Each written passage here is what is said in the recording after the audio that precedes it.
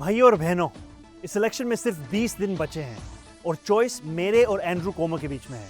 अगर आप पहली बार इलेक्शन के बारे में जान रहे हैं तो ये है जो एंड्रू कोमो ऑफर कर रहा है। आज मेरे पास बिल्डिंगें हैं, प्रॉपर्टी है, बैंक बैलेंस है, बंगला है, गाड़ी है, क्या है तुम्हारे पास? आपकी वजह से हमने $8 मिलियन रेज किया है, 6 लाख से ज्यादा दरवाजे खटखटाए हैं और बस इतने करीब है इस शहर का पहला साउथ एशियन मेयर बनाने के लिए। पर बात ये नहीं है कि मैं क्या बनूंगा, बात ये है कि मैं क्या करूंगा हमारे कम्युनिटीज के लिए और हर एक न्यूयॉर्कर के लिए। मैं हमारे शहर को अफोर्डेबल बनाऊंगा। न्यूयॉर्कर्स मुश्किल से अफोर्ड कर रहे हैं रोटी, कपड़ा और मकान। मैं ये सब बदलने के लिए लड़ रहा हूँ, rent free buses, universal child care और सस्ती ग्रोसरीज के जरिए। पर आपको एक सवाल पूछना चाहता हूँ, तुमने कभी किसी को वोट किया? कभी किसी को रैंक किया?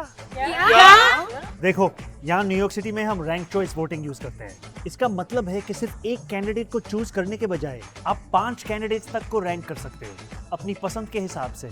सोचिए, ये 5 लस्सिया कैंडिडेट्स हैं और मैं ये वाला हूँ। ये सिस्टम ऐसे काम करता है।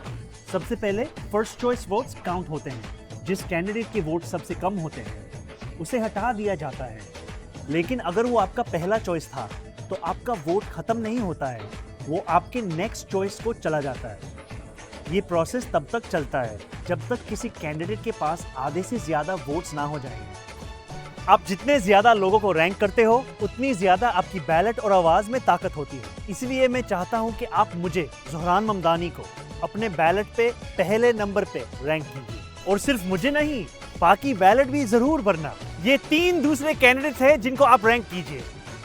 लेकिन एक बात याद रखना, एंड्रू कोमो को रैंक नहीं करना। उसका कैंपेन ट्रंप के डोनर्स के पैसों से चल रहा है। अगर वो जीता तो डीसी के साथ साथ एनवाईसी भी उनका होगा। विश्वास नहीं होता तो खुद उनसे सुनिए कि क्या होगा अगर कोमो जीता तो। खाना मिलेगा, पीना मिलेगा, भैया की शादी है, सब कुछ। बिलियनियर्स के पास ऑलरेडी सब कुछ है, अब आपका टाइम आ गया।